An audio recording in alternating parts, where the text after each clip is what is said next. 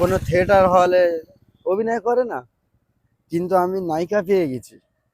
ঐশ্বর্যা রায়ের সাথে আমার কথা হয়ে গেছে, ভিলেন হিসেবে সালমান খানকে রাখছি, কিন্তু আমি একটা নায়ক পাচ্ছি না। আপনার এখন বয়স কতটা? আমার এখন ধরো 45। 45। তার মানে ঐশ্বর্যা রায়েরও 45 বছর বয়স, তার মানে হবে। আপনি কি একটু দেখবেন ট্রাই করে? আমি কি করে দেখবো? মানে নায়কের পাঠ হবে। বিষয়টা কি হচ্ছে বলুন দেখি, আপনাকে তাহলে বিষয়টা আমি খুলে বলি। আপনি কোনোদিন সিনেমা দেখেছেন?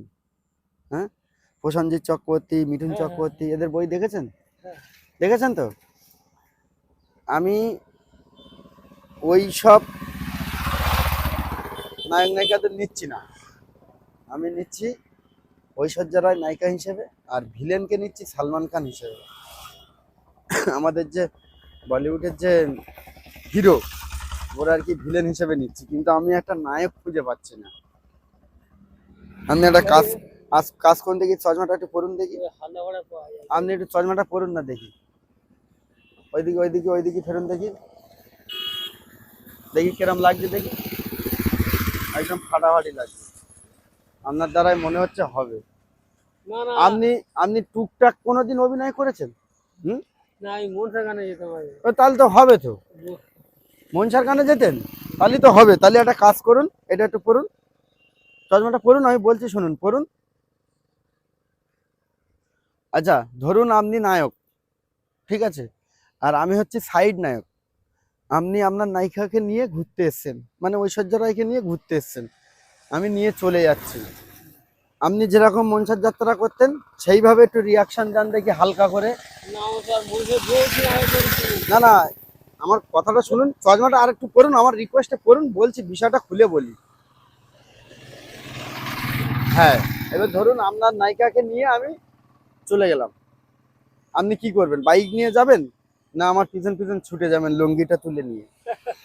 বলুন সেটা, একটু হালকা করে বলুন না দেখি, তাহলে হয় কিনা। এই দেখুন, কোনো মানুষকে কোনোদিন ছোট ভাবা উচিত না, তার ভিতরে কি আছে বলা যায় কি? না, কোনোদিন বলা যায় না। মানুষকে ছোট করতে হবে। ওই জন্যই তো আপনাকে আমি ছোট করছি না, আমার যে পরবর্তী সিনেমার যে নায়কটা আমি খুঁজছি, সত্যি আমি পাচ্ছি না।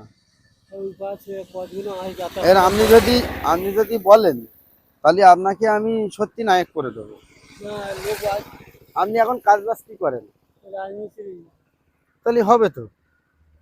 রাজমিস্ত্রি বউ কল মিস্ত্রির সাথে চলে যাচ্ছে, আর কল মিস্ত্রির বউ রাজমিস্ত্রির সাথে চলে যাচ্ছে, খবরে দেখেননি?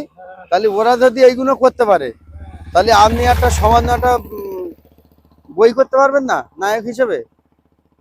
তাহলে আপনি কালকে আসুন আমার রিয়াকশাল অফিসে, আপনাকে দিয়ে পুরো রিয়াকশাল দেওয়া হবে। আপনি আর একটু পরেন দেখি চশমাটা, না, নাই করবো। না আর একটু ছোট করে পড়ুন দেখি। আচ্ছা, আচ্ছা, আমি একটু লাস্ট বারের মতন দেখে নি, পড়ুন দেখি। ওইদিকে ফেরুন, ফিরে এরকম বলুন হাই, কি? এরকম বলুন হাই, বলুন হাই। ডান হাত দিয়ে বলুন হাই। ঠিক আছে, ঠিক আছে, তাহলে আপনার নাম আমি খাতায় লিখে নিচ্ছি, নিয়ে এ করে দিচ্ছি, দিলে আপনি রিয়াকশালে আসবেন, ঠিক আছে, সন্ধ্যাবেলা করে। ঠিক আছে তো? এটা কোথায় হয়? আমি তেমাথায় এখন রিয়াকশাল দিচ্ছি, এবার যখন ও আপনি তেমাদা? হ্যাঁ, ওটা আমি শুটিং স্পটে নিয়ে যাব, আমাদের খালপাড়ে নিয়ে যাব।